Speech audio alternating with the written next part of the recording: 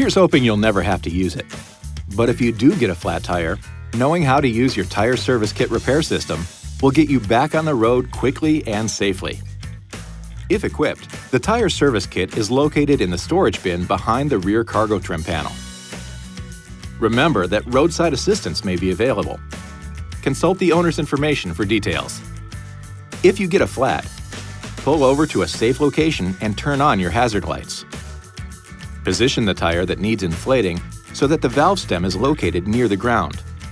Put the transmission in park, turn off the ignition, and set the parking brake. Place the tire service kit on the ground next to the flat tire. Now, on the kit, push in and turn the mode select knob to the sealant mode position and uncoil the sealant hose. Remove the cap from the fitting at the end of the hose. Remove the valve stem cap and screw the sealant hose fitting onto the valve stem. Make sure the power button on the kit is in the off position. Uncoil the power plug on the kit and connect it to the vehicle's power outlet.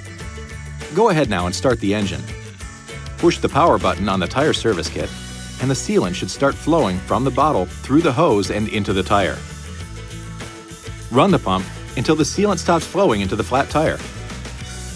The pressure may read up to 70 psi or 4.8 bar.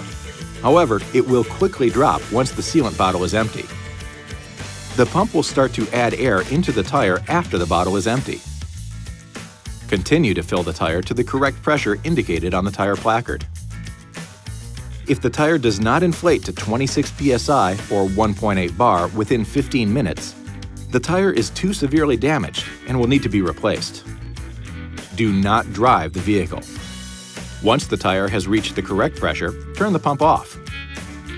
Remove the speed limit sticker reminder and place the sticker on the steering wheel. Disconnect the sealant hose from the valve stem and install the valve stem cap. Unplug the kit from the power outlet and place the kit in its proper storage location. This next step is important. Drive the vehicle for 5 miles, 8 kilometers, or 10 minutes to ensure the sealant is distributed within the tire. After 5 miles, 8 kilometers, or 10 minutes, pull over again to a safe place and check the tire pressure using the tire service kit. Push in and turn the mode select knob on the kit to the air mode position. Plug the tire service kit into the power outlet and connect the air hose to the valve stem. Check the tire pressure on the gauge. If the pressure is less than 19 psi or 1.3 bar, do not drive the vehicle until the tire has been replaced. If the tire has more than 19 psi or 1.3 bar, turn the power button on and add the air necessary to return the tire pressure to the correct pressure indicated on the tire placard. If the tire becomes overinflated, push the deflation button to reduce the tire pressure to the recommended level. Disconnect the tire service kit from the valve stem and install the valve stem cap. Unplug the kit from the power outlet and place the kit in its proper storage location. Be sure to have the tire inspected and repaired as soon as possible, and inform the service advisor that the tire was sealed with the tire service kit. A quick note here, you can also use the tire service kit pump to inflate balls, air mattresses, and other inflatables.